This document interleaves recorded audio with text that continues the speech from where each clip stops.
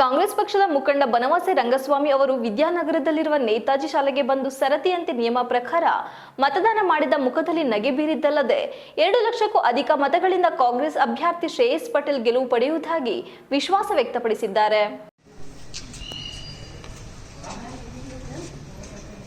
ನಂತರ ಮಾಧ್ಯಮದೊಂದಿಗೆ ಮಾತನಾಡಿ 2024ರ ಲೋಕಸಭಾ ಚುನಾವಣೆಯಲ್ಲಿ ನಾನು ವಿಧಾನಸಭಾ ಪರಾಜಿತ ಅಭ್ಯರ್ಥಿಯಾಗಿ ಒಬ್ಬ ಮತದಾರರಾಗಿ ನನ್ನ ಹಕ್ಕನ್ನು ಚಲಾಯಿಸಲಾಗಿದೆ. ಮತದಾರರು ಉತ್ಸಾಹದಿಂದ ಮತ ಹಾಕಲು ಬರುತ್ತಿದ್ದಾರೆ. ಕಾಂಗ್ರೆಸ್ ಪಕ್ಷದ ಅಭಿವೃದ್ಧಿ ಕೆಲಸ ನೋಡಿ ಎಲ್ಲರೂ ಮತ ಹಾಕಿದ್ದಾರೆ. ನಮ್ಮ ಪಕ್ಷದ ಅಭ್ಯರ್ಥಿ ಶ್ರೇಯಸ್ ಪಟೇಲ್ ಅವರು 2 ಲಕ್ಷಕ್ಕೂ ಅಧಿಕ ಮತಗಳಿಂದ ಗೆಲುವು ಪಡೆಯಲಿದ್ದಾರೆ ಎಂದು ವಿಶ್ವಾಸ ವ್ಯಕ್ತಪಡಿಸಿದರು.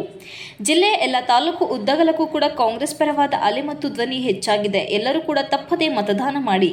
ಈ ಸಮಾಜದಲ್ಲಿ ರಾಜಕೀಯ ಎನ್ನುವುದು ಒಮ್ಮದು ಪಾರ್ಟಿ ಅಷ್ಟೇ. ಬದುಕು ಎನ್ನುವುದು ದೊಡ್ಡ ಮಟ್ಟಕ್ಕೆ ಇದೆ. ಆಸನವನ್ನು ಒಂದು ದೊಡ್ಡ ಮಟ್ಟದಲ್ಲಿ ಕೊಂಡೊಯ್ಯೋಣ.